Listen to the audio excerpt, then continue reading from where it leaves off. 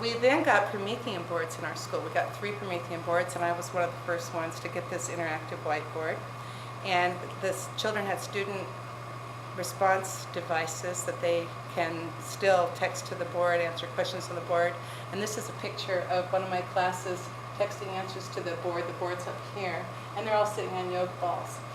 Then we got, some classrooms got AV systems where we had teacher microphones and student microphones to help children be more focused and to be able to hear all around the room.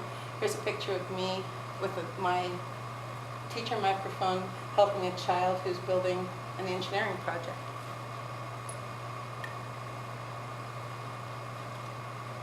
A few years later, we had cuts in our school, and 6 of us were asked to take on the job of 8 teachers and have blended classrooms. Those rooms were 3rd through 6th grade.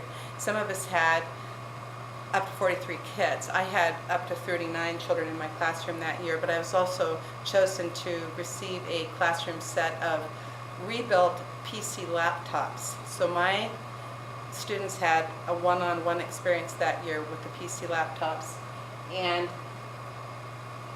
it was a really great year for me. I could work with small groups, I could assign projects, kids went online, and everyone was very independent with their learning that year. And they're sitting on yoga balls in these pictures. This is one of the websites that I used. I had a roster of kids up to 36. Not all 39 of my kids would fit on it, but they had independent study with their own, at their own reading level. And I had a roster that I could check their work. There was a reward system where they got their own planet and got to furnish their little space, their space home, and had a rocket ship that they could fly around. It's a very nice site. I would suggest it to anybody. More hands-on.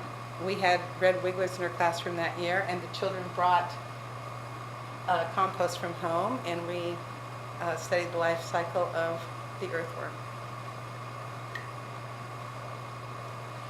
So with the SIL project, I have so many things that I already do that are hands-on active learning, but I wanted to integrate tablets with all the other things I do. So this is a picture of kids working together, making up verses to a song. They're using dry erase markers, they're using the interactive whiteboards, they're using paper and pencil, some of them drawing pictures, because I think this is all technology. It's not just that a tablet is technology, it's all technology. And whatever brings out that creative urge in kids is what I want to be able to provide them with. This is another picture of a song that we were making up, and this is one of my kindergartners up front leading the group and turning the pages.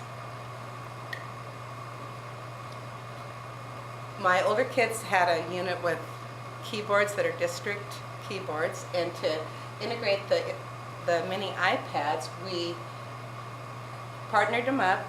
They taped each other, they videotaped each other with the iPads playing their creations. We set up part of an old PE office for a recording studio, and they worked together to record their creations.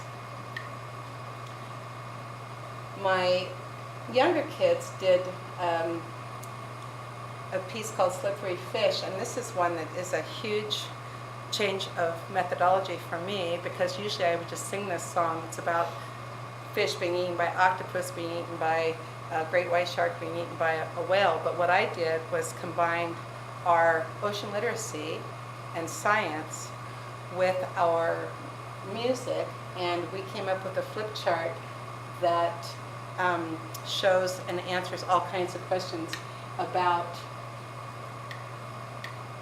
the song that we were singing.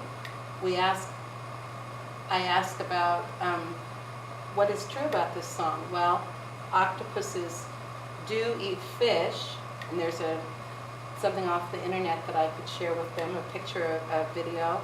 And it came up, what is the plural for octopus? And we found that it's octopuses, octopi, or octopodes.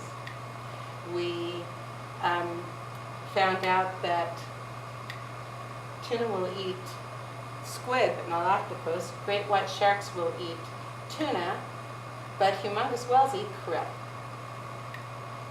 Some whales, orca whales, will attack sharks, but great white sharks, but humongous whales eat krill.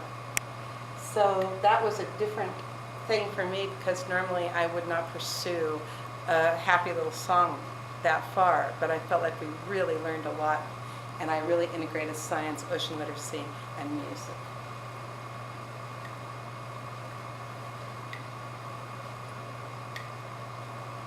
We had a collaboration between 3rd and 4th grade.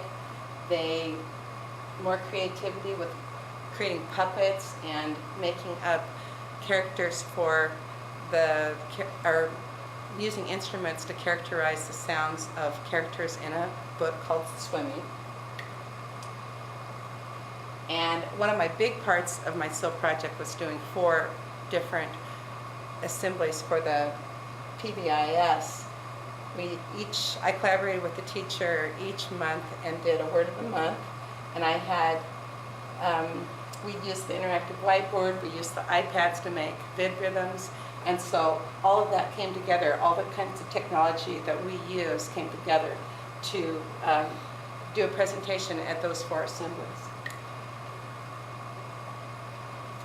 Now we have Learn Pads that we can use in conjunction with the iPads. This is a picture of just different creative times in my classroom. This is playing guitar and texting answers with their student devices to the interactive whiteboard.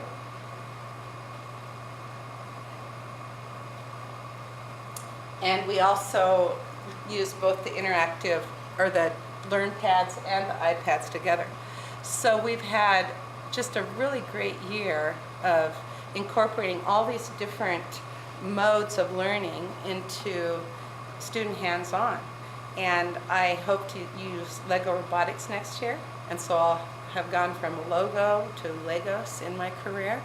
And I just want to keep coming back to the fact that kids need to make, kids need to create, and that's how they're going to learn.